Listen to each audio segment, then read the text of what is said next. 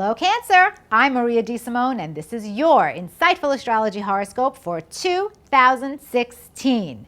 Cancer, I am very excited for you in certain areas, and I have to give you some caution tape around other areas. The biggest advice, the best advice I can give you for 2016 is not to mess around and to make sure that you get the job done. And you'll understand why in just a few minutes.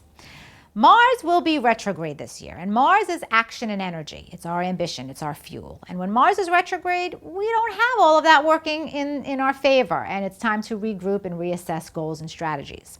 Well, for you, Cancer, Mars will retrograde in your 6th house of work and health from April 17th until May 27th. And then it goes retrograde in your 5th house of love and romance and children from May 27th until June 29th. So what does this all mean? While Mars is retrograde in your 6th house, there's a lot of regrouping with work. You might have to deal with some issues with colleagues, with coworkers. You might have to reevaluate your work goals and how you complete your work. So this could be a frustrating time there. It's also a time, if there's anything going on health-wise for you, that you really have to kind of get it taken care of because you might not be feeling as vital as you normally do. There could be some kind of issue there that needs attention.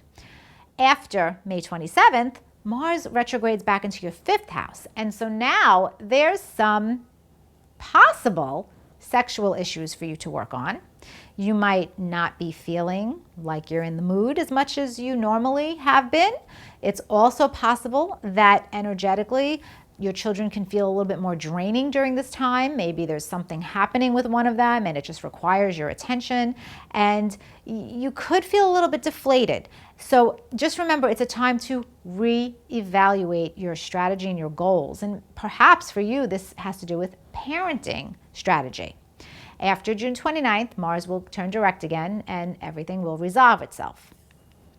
An area that is a sticking point for you, where you have to get the job done, is your 6th house of work. Because even though Mars will be retrograde there for a short amount of time, the planet Saturn, karma, lessons, restriction, will be in your 6th house all year long. And with Saturn moving through your 6th house, it's a time to master your craft. It's a time when you might feel more criticized and unappreciated about the work that you do, but it doesn't matter. You really have to roll up your sleeves, be willing to do the work, be willing to learn from whatever criticism is presented to you. And also, if there's not as much help, you've got to pick up the slack and just do it on your own. There's just no other way.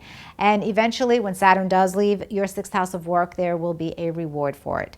Also, while Saturn is moving through your 6th house, pay attention to your health. You absolutely have to be on top of any health situations, because if you don't resolve them while Saturn's in the 6th house, a few years later, they can become more chronic and more serious. 2 days to watch for: June 17th and September 10th. Saturn will square off with Neptune, and you might feel really confused about your work goals and how you and coworkers and colleagues are just not seeing eye to eye on how to conduct your assignments, how to strategize and move forward in work projects. These big differences of opinion can become significant and really get in your way around that time.